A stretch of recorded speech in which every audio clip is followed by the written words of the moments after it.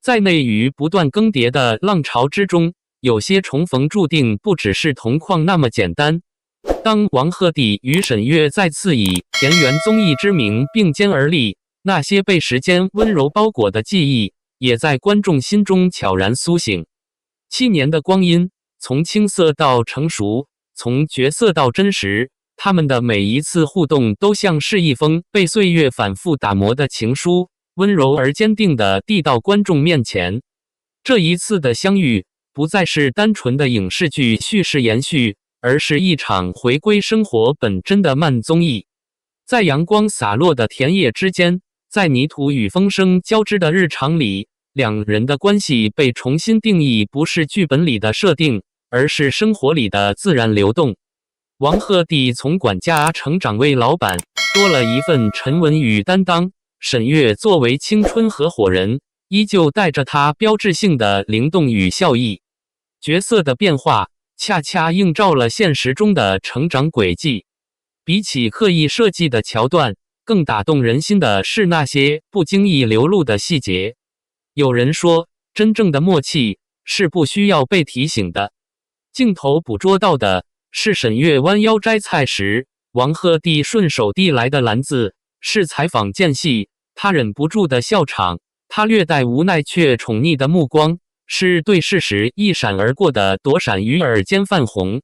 这些细碎的瞬间，没有刻意雕琢，却比任何精心编排都更具温度。王鹤棣在闹，沈月在笑，这一经典画面仿佛跨越时空再次上演。不同的是，当年的他们带着少年气的莽撞与青涩，而如今的他们多了几分从容与克制。那种刚刚好的距离感，让观众既能看到熟悉的亲近，又能感受到隐约的心动。随着路透不断曝光，网友们的讨论也愈发热烈。有人感慨，这才是超越工业糖精的真实感。在一个习惯用剧本制造情感的时代，这种未经修饰的自然互动反而显得尤为珍贵。没有刻意的暧昧推进，没有强行的情节冲突，只有时间沉淀下来的礼节与默契。还有人翻出早年的影像资料，一帧一帧的考古。在《流星花园》的花絮中，王鹤棣为淋雨的沈月整理发烧，地上暖手壶的画面再次被提起。在客栈的夜晚，他拉着她看天空说好美的那一刻，也被反复回味。那些当时或许被忽略的细节，在今天看来，却像是早已埋下的伏笔。网友评论区更是充满了情感的共鸣与祝福。他们不是突然变甜的，是一直都很温柔，只是我们现在才看懂。双引号，7年真的太长了，但他们的氛围一点都没变，甚至更好。双引号，不是 CP 营业，是老朋友重逢里藏着一点点心动，这才最致命。双引号，看他们互动有一种很安心的感觉，好像时间真的没有带走什么。双引号，这就是青春的回声吧，当年喜欢的人，现在依然在发光。双引号，也有理性的声音指出，两人之间的关系或许并不需要被标签化，不一定非要是爱情。有网友写道，这种介于友情与心动之间的关系，反而更真实，也更长久。这种观点也获得了大量认同。在快节奏的娱乐消费中，观众开始更加珍视那些不被定义却足够真诚的情感连接。节目本身的设定也为这种情感提供了恰到好处的土壤。田园生活的慢节奏，让人与人之间的关系得以自然生长。没有城市的喧嚣，没有任务驱动的紧张，只有日复一日的劳作与陪伴。在这样的环境中，情感不需要被推进，只需要被允许。更值得一提的是，本季节目还邀请了不同年龄层的素人情侣参与。这种设定不仅丰富了节目内容，也形成了一种镜像对照，在别人的爱情故事中，观众反而更容易看见王鹤棣与沈月之间那种微妙而克制的情感张力。不是轰轰烈烈，却细水长流；不是高调表达，却处处回应。随着录制时间的临近，关于节目的期待值持续攀升。秦岚的温柔控场，许志胜的幽默调剂，再加上王鹤棣与沈月的情感主线，让整档节目在气质上呈现出一种难得的平衡，既有轻松的综艺效果，也有深层的情感共鸣。有业内人士分析，这档节目之所以未播先热，很大程度上正是因为抓住了当下观众的情绪需求。在信息过载与情绪疲惫的时代，人们开始渴望真实的情感表达，而王鹤棣与沈月恰好提供了一种近乎理想的样本，不刻意、不夸张，却足够动人。对于 CP 粉来说，这无疑是一场迟到却盛大的售后狂欢。从跨年舞台的再度同框，到即将展开的14天朝夕相处，每一个节点都像是在回应过去的遗憾。有人笑称，这不是售后，这是补课。也有人认真地说，谢谢他们，让青春有了续集。双引号。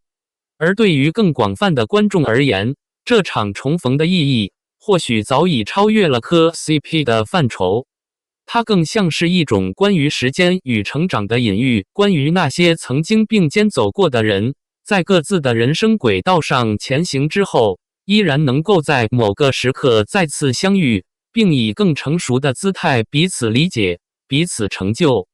正如一位网友的评论所写，他们不是停在过去，而是带着过去走到了现在。双引号。在海南温暖的阳光下，在田野与风声之间，这段跨越7年的故事正在被重新书写。它不再是单一的青春记忆，而是一种持续生长的情感体验。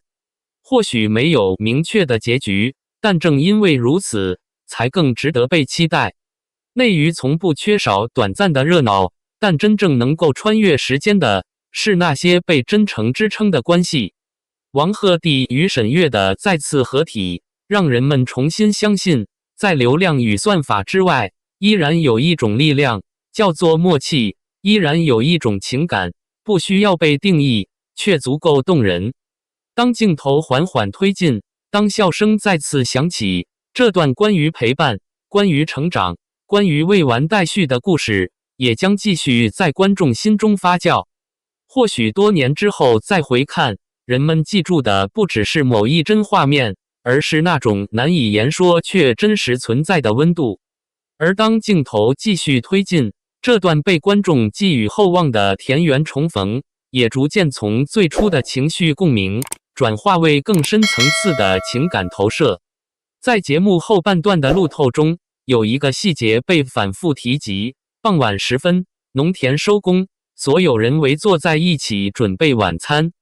灯光不再明亮，取而代之的是柔和的余晖与微弱的灯串光。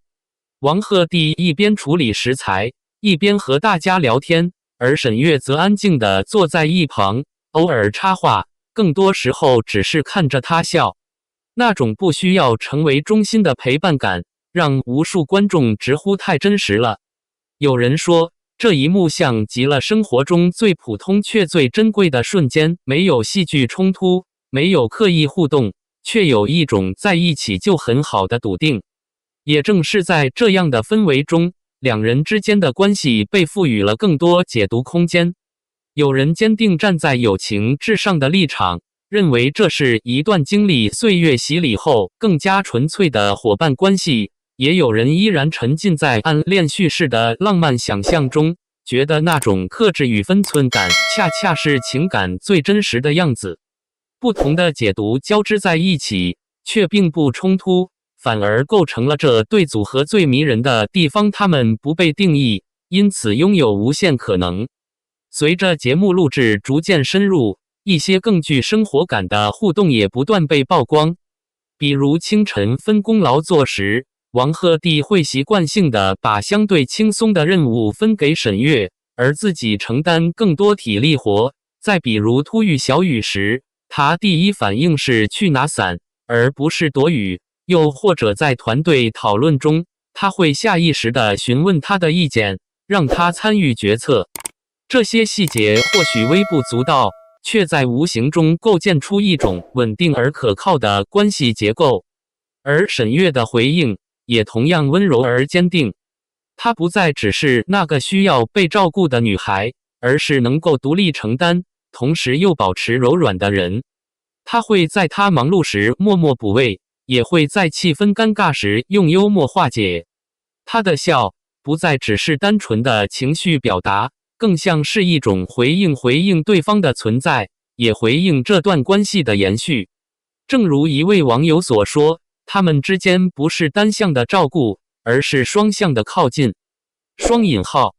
评论区的讨论逐渐从好甜升级为更深层的情感共鸣。以前觉得他们是青春剧里的 CP， 现在觉得他们更像现实里的两种人，一个外放，一个内敛，但刚好互补。双引号。看他们相处，会开始相信人与人之间真的可以一直保持一种舒服的频率。双引号。不是那种轰轰烈烈的爱情，而是细水长流的陪伴，这种更难得。双引号。他们没有说我喜欢你，但很多瞬间都在说我在你身边。双引号。这才是成年人世界里的浪漫吧，不张扬，但很坚定。双引号。与此同时，也有不少网友开始从行业角度分析这次合体的意义。在高度商业化的内娱环境中， CP 往往被视为流量工具，生命周期短，消耗快。但王鹤棣与沈月的组合却呈现出一种反流量逻辑的特质，他们的热度不是靠密集曝光维持，而是依靠时间积累与情感沉淀。这种低频但高质量的互动，反而更容易在观众心中留下长久印记。有评论指出，他们不是在制造话题，而是在延续关系。双引号。这种延续感也让观众在观看时产生了一种参与感，仿佛自己不仅是在看一档综艺，更是在见证一段关系的成长。从7年前的初识，到中途各自奔赴，再到如今的重逢，每一个阶段都被赋予了意义。而节目中的田园设定则进一步放大了这种时间感。在城市综艺中，节奏往往被压缩，情绪被放大，而在田园环境中，一切都被拉长，时间被拉长，情绪被拉长，关系也被拉长。在这种慢节奏下，观众得以看到更多细节，也更容易产生情感投射。尤其是在与素人情侣的互动中，这种对比尤为明显。有一对刚在一起不久的年轻情侣，互动甜蜜却略显生涩；也有一对相伴多年的夫妻，默契十足却少了表达。而在这样的参照之下，王鹤棣与沈月的状态恰好处于一种微妙的中间位置，既有熟悉带来的自然，又有未被说破的张力。这种刚刚好的状态，让人既觉得安心，又忍不住遐想。随着节目录制接近尾声，一段关于离别的讨论也开始在网络上蔓延。14天很短，但对观众来说已经很满足了。双引号。反而是结束之后会更想念吧，这种慢慢相处的感觉很上头。双引号。希望他们以后还能再合作，不一定是 CP， 只要还能看到他们一起就好。双引号。有些关系不需要结局，有过程就够了。双引号。但还是会偷偷希望有一天他们真的可以有一个更明确的答案。双引号。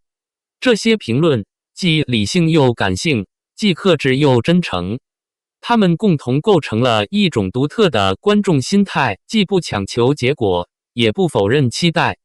而或许这正是这段关系最动人的地方。他不急于给出答案，也不刻意回避问题，他允许暧昧存在，也允许距离存在，他在时间中缓慢生长，在记忆中不断发酵。节目尚未正式播出，但关于他的讨论早已超越综艺本身，成为一种情绪现象。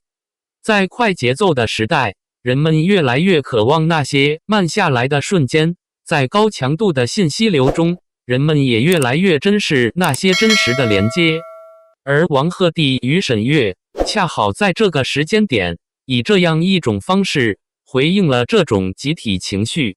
或许未来的某一天，当观众再次回看这档节目时，记住的不只是那些甜蜜互动的片段，而是那种在田野间流动的温度，一种关于陪伴、关于成长、关于未完待续的温度。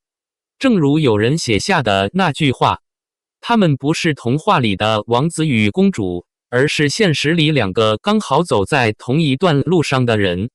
双引号。而这条路还很长，风还在吹，故事也还在继续。